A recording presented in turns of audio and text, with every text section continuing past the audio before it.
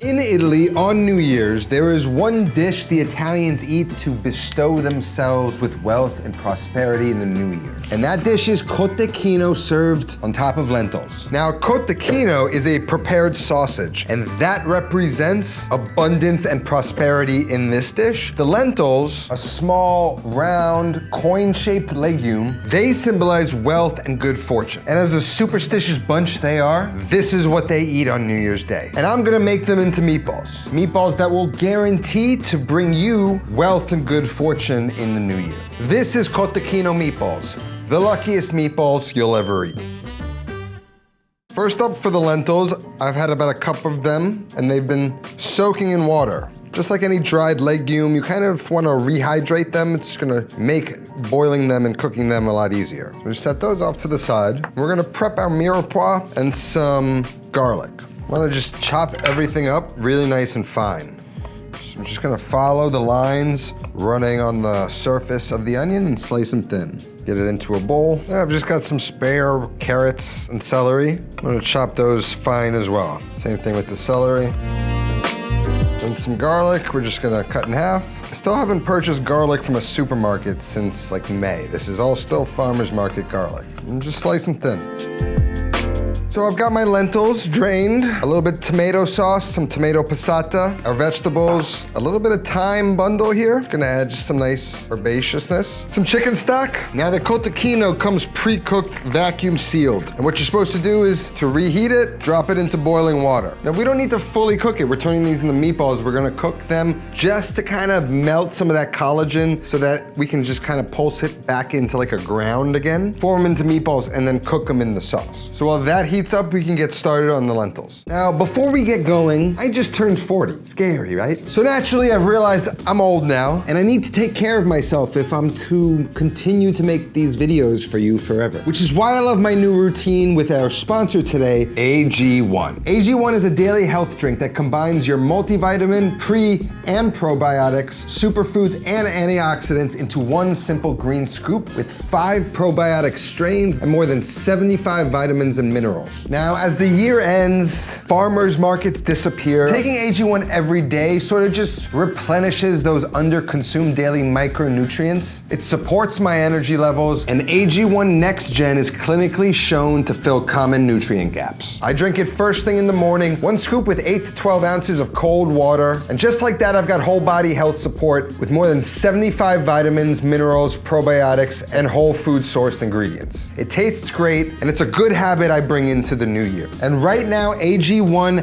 has their best offer ever. If you head on over to drinkag1.com/notanothercookingshow or scan the QR code on the screen, you're gonna get a welcome kit, a morning person hat, a year's supply of vitamin D3 and K2, an AG1 flavor sampler, and you'll get to try their new sleep supplement, AGZ, for free. That's $126 of free gifts to new subscribers. Head on down to my link, and thank you AG1 for sponsoring this video. So we're gonna use our saucier. We're gonna get that onto medium-high heat. I'm gonna coat the bottom with some olive oil, and then we're gonna go in with our mirepoix. We wanna hit that with some salt, and we're gonna cook those for like 3 to 5 minutes, get all of those vegetables translucent and softened. Once those veg are softened, we're gonna go in with the garlic. Get that mixed in and allow that a few minutes to get fragrant and soften as well. Then we're gonna go in with about a tablespoon of some chopped Calabrian chili. You could use chili flake or you could omit it altogether. Get that mixed in for about a minute or two, and then we can add in the lentils. Now you can also throw in that herb bundle, and then we're gonna start to add a 1/4 cup of tomato sauce to the mix. Get that stirred in. If you've got some wine to deglaze it, you can use that, but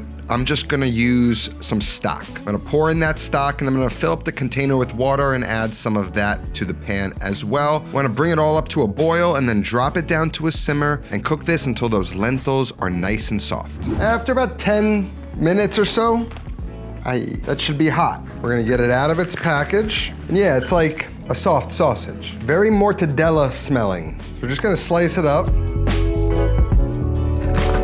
And I'm gonna get that into a food processor. Oh my God. How did I break that? If you don't know, if you break it, you could just kind of wedge a knife under the white part. That's the safety, and then you just pulse. And if the lentils need a little bit more liquid, just go ahead and add some. Now, that's cooled down plenty. I'm gonna add 1 egg to it. Oh, I put it on wrong, that's why. Just pulse that in. Now in another bowl, we're gonna add in our breadcrumbs, our cheese, some garlic that I'm gonna microplane in, and some chopped parsley.